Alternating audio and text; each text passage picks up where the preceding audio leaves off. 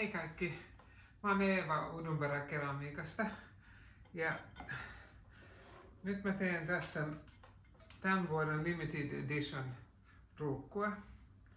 Tämän vuoden ruukun nimi on Helena Kekkosen kunniaksi. Helena Kekkonen oli suomalainen rauhanaktivisti, joka myös sai Unescon rauhanpalkinnon rauhankasvatustyöstään. Ja nyt mun mielestä me tarvitaan Helenan henkeä tässä maailmassa, kun kaikki syyttelee ja osoittelee toisia sormillaan ja on ilkeitä ja vihamielisiä. Ja nyt olisi sovittelijoille tarvetta. Ja tänä vuonna tästä Helena-ruukusta, jokaista ruukku on ihan normaali hintainen, kokoa 10 tai 8 ja koosta 10 menee 10 euroa historiat rauhan palveluksessa järjestölle, joka on Suomen osasto Historians Without Borders -järjestöstä. Ja tällä hetkellä mitä maailma tarvitsee on rauhanliikettä mielestäni ja nyt toisten syyttelyn lopettamista ja sovittelua. Jos me ei opita meidän historiasta, niin sitten me ollaan kohta samassa tilanteessa, missä meidän vanhemmat oli, tai isovanhemmat oli. Ja nyt ei haluta lapsia sotaan missään päin maailmaa.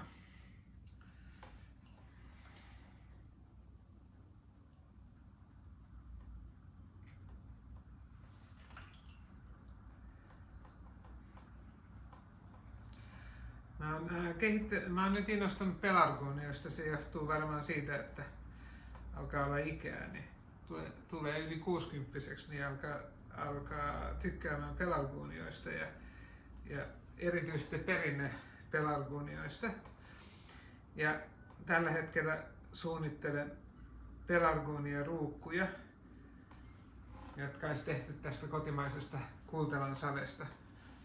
Olen keskustellut Facebookissa sekä ruotsalaisten että suomalaisten pelargonia-harrastajien kanssa, että mikä olisi heidän toive, minkälainen hyvän pelargonia-ruukun pitää olla.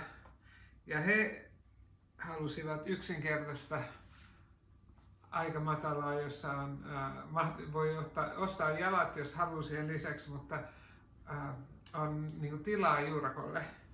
Ja mä tein erilaisia malleja, mistä asiakkaat tai nämä ryhmäläiset sai valita mieluisimpia ja sitä kautta tämä Helenan malli tuli.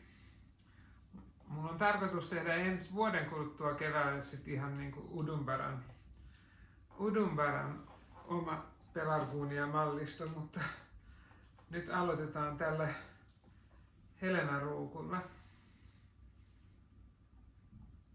Ja tää ruukun pohjaan tulee leimat, rauhankyyhkynen ja vuosiluku, niin siitä jää mukava muisto.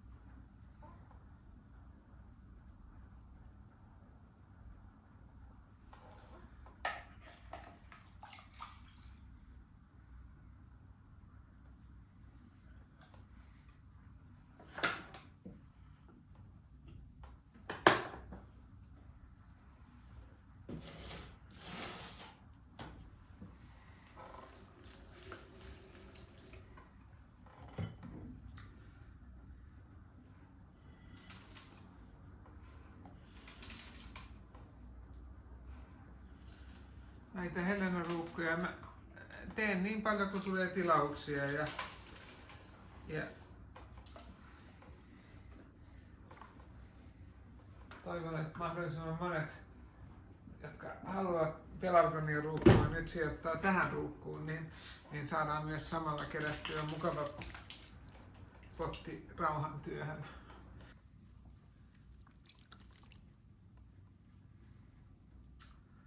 Tämä Kultelan savi on tämmöistä tummaa märkänä.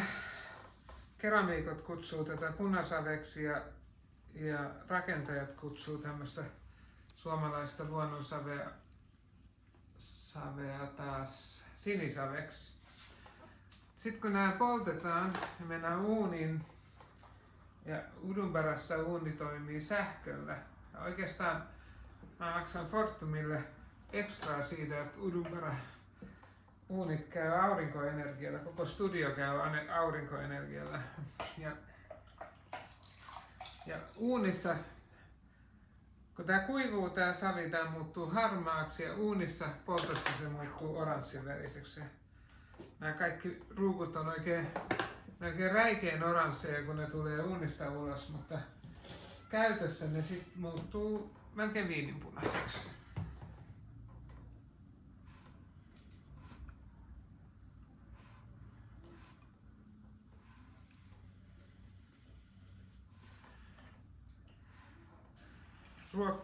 Ruukku on huokonen materiaaliltaan, niin se antaa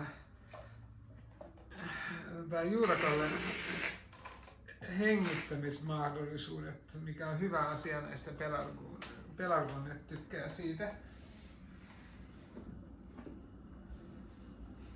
Ennen käyttöä mä suosittelen kumminkin, että ruukku pannaan yön yli lavuariin tai sankoon, minnepähän sen imemään vettä, niin sit se ei vie mullasta kaikkea kosteutta.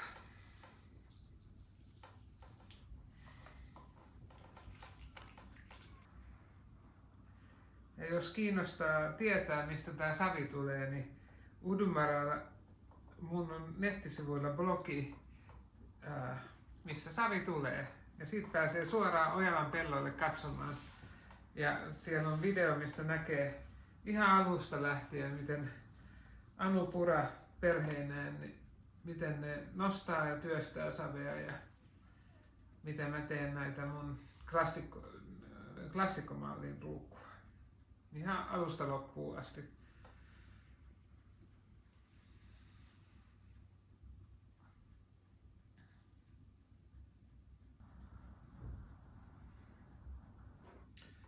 Ja tämän ruukun malli on tosi yksinkertainen ihan asiakkaiden toiveesta, että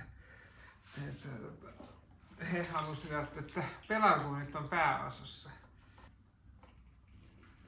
Tämän Helenan ruukun voi joko ostaa mun nettisivujen kautta tai sitten tulla tänne Udunbaran Kallioon käymään. Ja Studio Kalliossa on auki sopimuksen mukaan, sillä pidän keramiikkakursseja täällä ja siitä syystä en pysty pitämään säännöllisiä aukioloaikoja.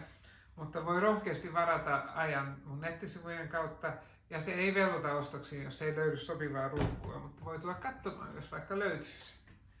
Mulla on myös täällä studiolla paljon koekappaleita ja protoja myytävänä, että voi löytyä jotain ihan omaa yksilöistä ruukkua.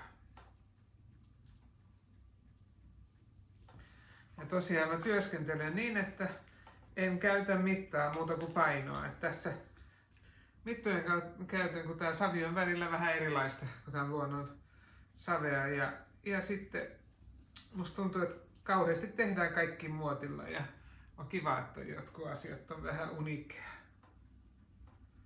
Tuli vuosia tehtyä samoja esineitä mitoilla, niin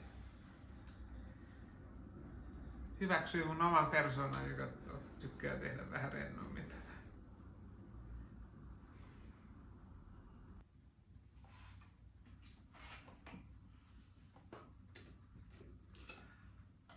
Tällainen luonnonsaviruukku tuntuu erilaiselta kuin sellaiset teolliset terrakottaruukut. Ne tuntuu vähän hepposimmilta ne teollisesti valmistetut ruukut. Mä luulen, että se johtuu siitä, että monesti se materiaali on niin kuin kuivista raaka-aineista yhdistetty ja tehty. Niin tää Kultelan savi on vaan ihan Someron Ojalan peltoa ja siihen on vähän lisätty Kiikalan hiekkaa.